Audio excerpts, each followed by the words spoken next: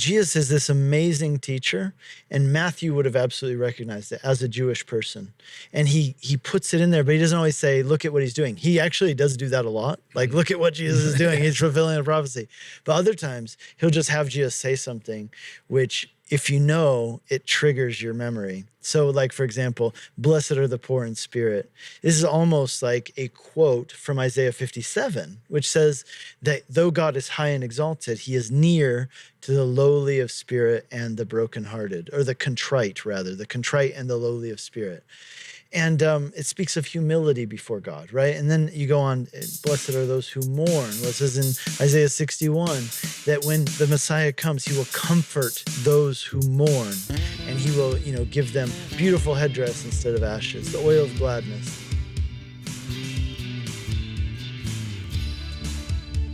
Hey, welcome to Whitefields Community Church Sermon Extra. Great to have you with us once again this week. And we are in our series called Behold Your King, in the study of the Gospel of Matthew. And very exciting this week, we jumped into chapter 5, verses 1 through 12, the Beatitudes. So if you missed that, the sermon is called The Great Reversal, and you can find that on whitefieldschurch.com, and you can download it, or any of our streaming platforms like YouTube and Facebook and podcasting platforms as well. You can find them all there. And if you would interact with the content, that certainly helps as we put the stuff out there and people are Googling, looking for, the Beatitudes. It's, kind of group of sayings of Jesus. People are interested in these kind of things, and we can provide them with Christ-centered, gospel-centered answers to their questions. And so anytime you can interact with the questions, comments, thumbs up, rate and review, any of those things certainly help out what we're trying to do here through this. And so we want to talk today.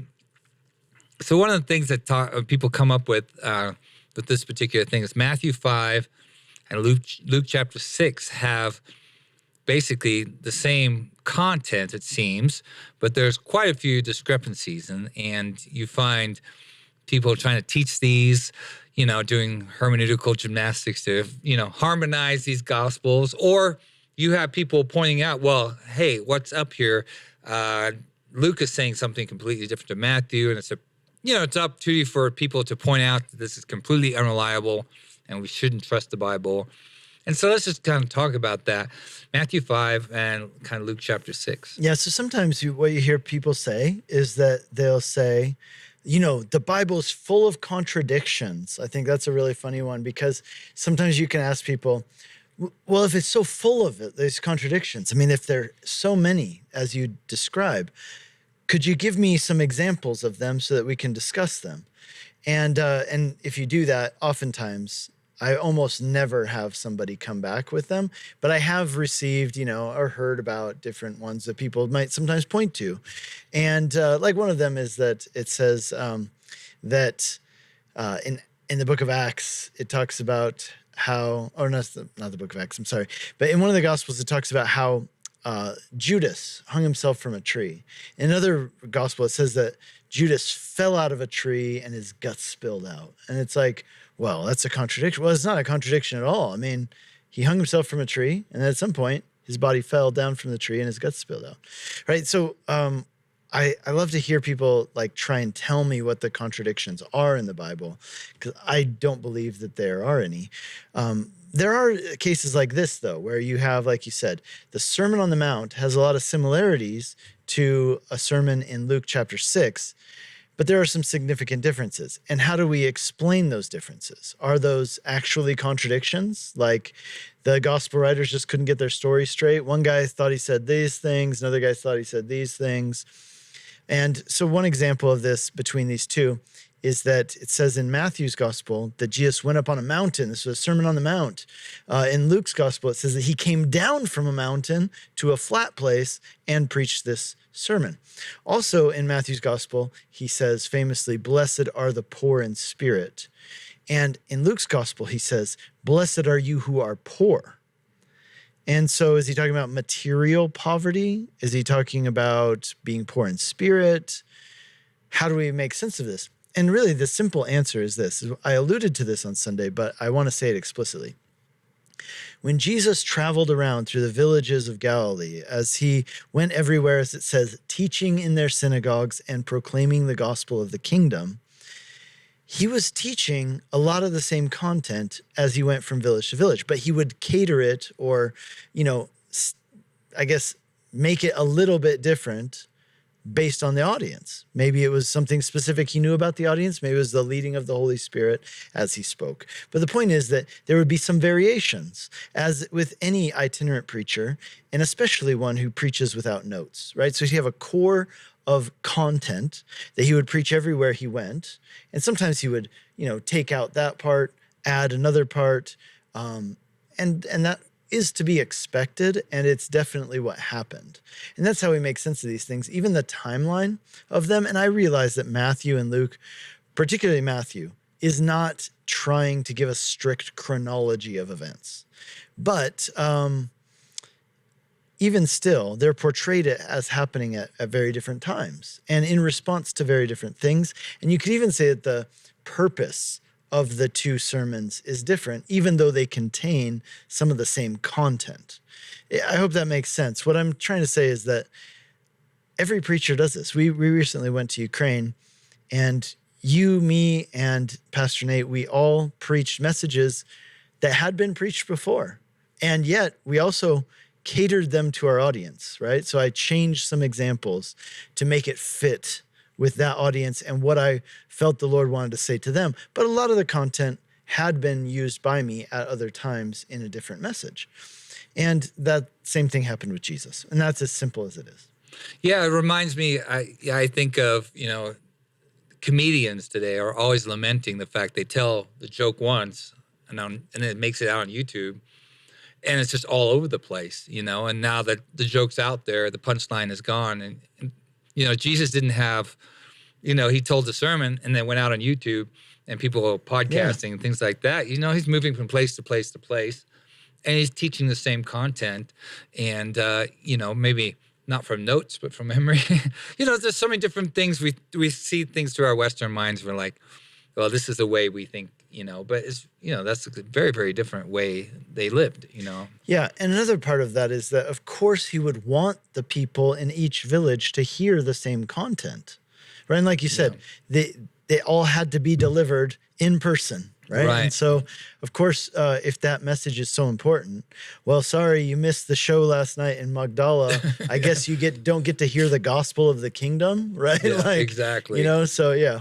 Yeah, and it's, one of the pushbacks you get many times, I think, from people with the Gospels is like, well, the message is different, but then when you see things are exactly the same, they say, well, everything's exactly the same. They compared the notes and then they wrote down the exact same thing. It's like, no, this is different people writing different things at different times and their perspective of what Jesus said and how they received it. And, and I think it's actually something that strengthens the gospel accounts is that we do have these 4 different perspectives if you're looking at all the gospels. And it shows us just how many people in different ways people were impacted by the same words that Jesus brought at different times.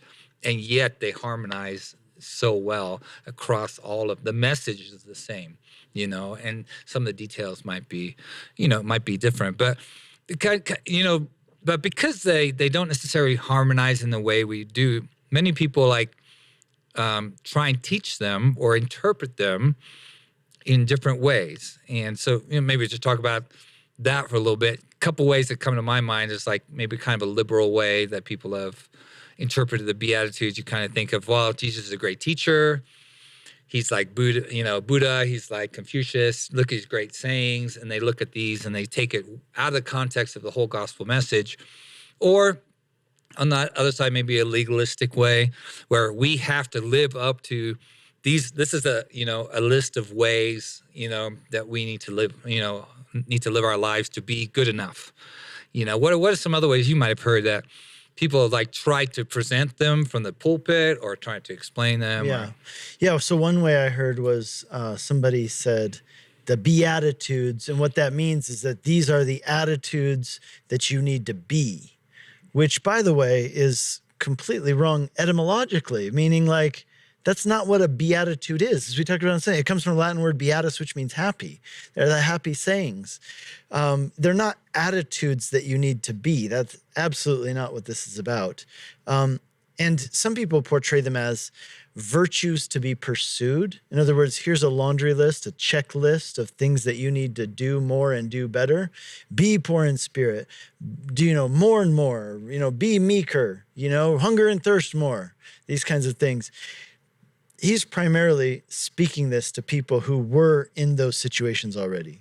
And he's saying, essentially, what has now happened with his coming is something which changes everything. It changes your perspective on your life. It changes your perspective on your future. It changes your purpose in life.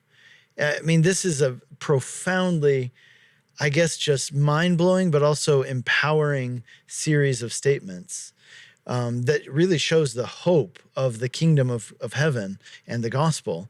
But some people turn them into really like a burden for you to carry. Like we often say, it's like putting rocks in your backpack. Hey, if you weren't having a hard enough time, now you're trying to carry this backpack full of rocks, just laying a heavy burden, as Jesus said about the Pharisees. You lay heavy burdens on people that are kind of missing the point. And so, I've just heard it taught. That's the main way I've heard it taught wrong.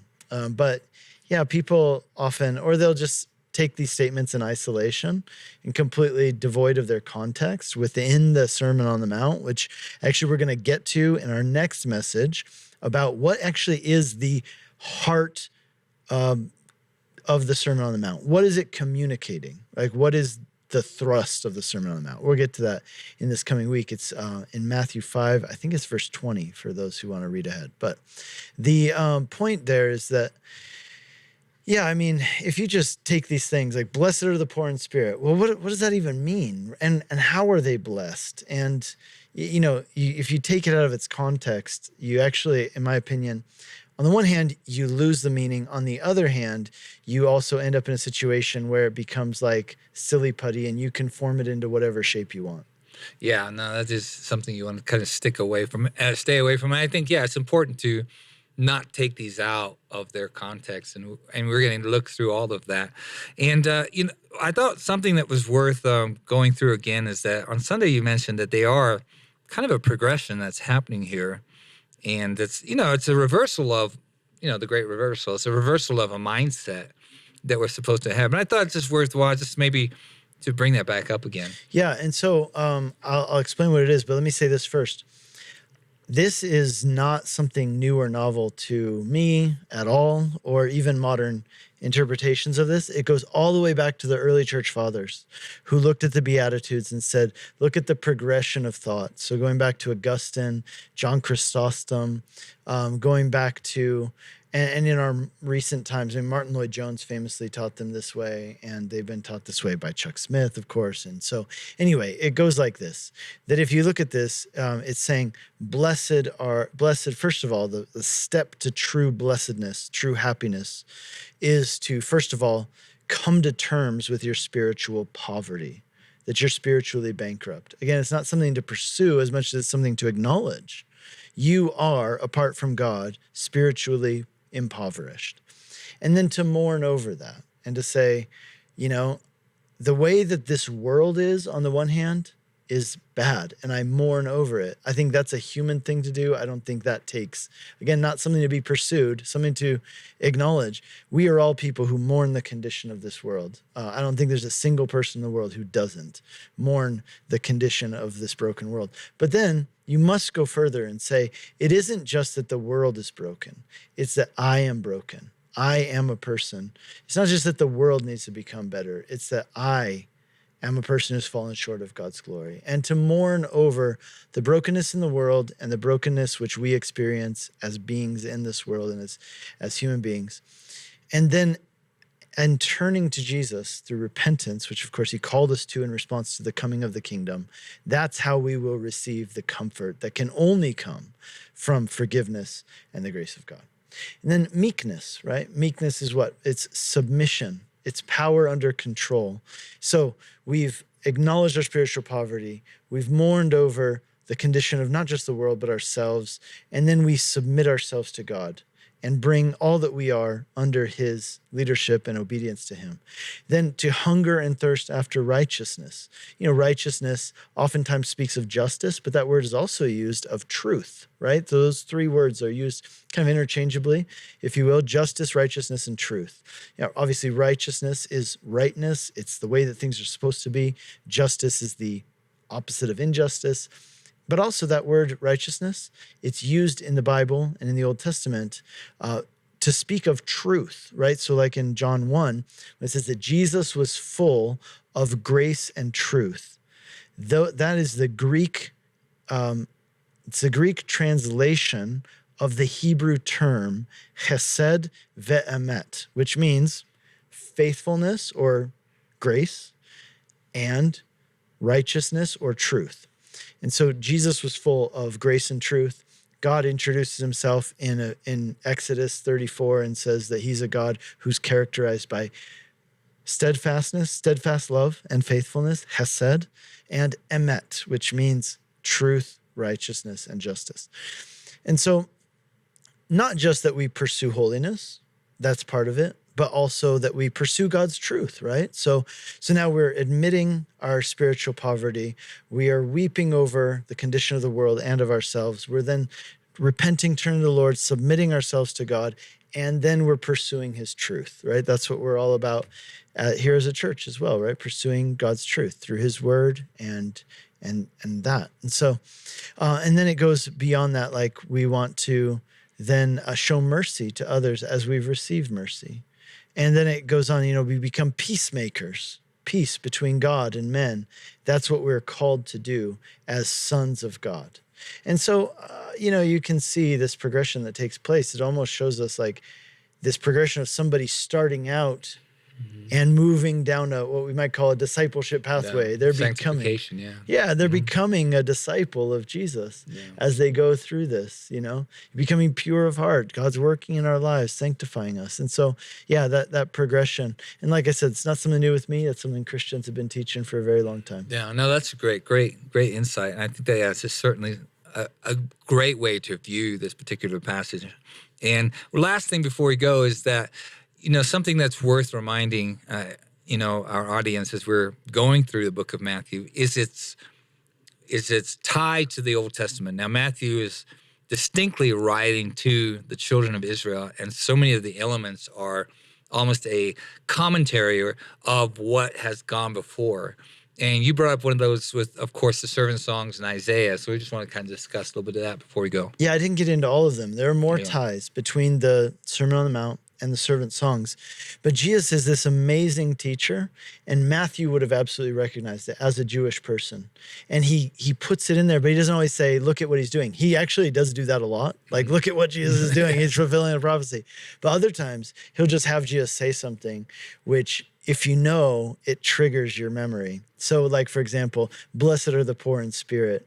This is almost like a quote from Isaiah 57, which says that though God is high and exalted, he is near to the lowly of spirit and the brokenhearted, or the contrite and the lowly of spirit. And it speaks of humility before God, right? And then you go on, blessed are those who mourn. Well, it says in Isaiah 61 that when the Messiah comes, he will comfort those who mourn, and he will, give them beautiful headdress instead of ashes, the oil of gladness for the, what was the oil of gladness in exchange for the, what was garment it? Oil of gladness in exchange for something of ashes. No. It's Isaiah 61 though. Yeah. Yeah, I had it on Sunday.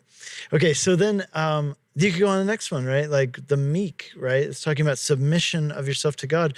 But again, there you go back to the servant songs, and they talk about how God is going to, the knowledge of the Lord and submission to God and his lordship is going to permeate the world and things like that when the Messiah comes. And you continue on. I mean, some of these are not from the servant songs. Like I mentioned, the pure of heart speaks of, it's almost a quotation from Psalm 24, right? Who can ascend the hill of the Lord? Only those who have pure hands and a clean heart. How can you have a pure heart? Again, it goes to like Ezekiel, right? I'm going to remove your heart of flesh, or heart of stone. I'm going to give you a heart of flesh. I'm going to write my precepts on your heart.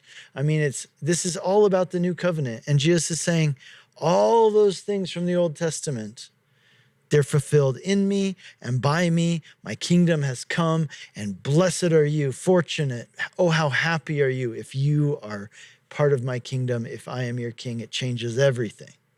Yeah, well, Isaiah 42 reminded me of hunger and thirst of righteousness, because it says that the servant of the Lord is going to bring justice. And that just reminds us that God is about justice, and if we are hungering and thirsting for that, we're thirsting for things that he is about. And so that just reminded me of Isaiah 42 as well. And yeah, no, it's just great. I just love that part of it, and just kind of, that idea that Matthew's just kind of writing a commentary on the Old Testament and it's being revealed in Jesus and in the Messiah. And it's an exciting, kind of exposition that we're going through right now. And so, definitely want to share this with anybody that you think will benefit from hearing this as we dive deep into the book of Matthew. There's so much there, and we're just getting started now with the Sermon on the Mount, and it's just going to get better and better every week. And so definitely your questions, we'd love to interact, thumbs up, all of that kind of stuff, and we look forward to seeing you next week. God bless.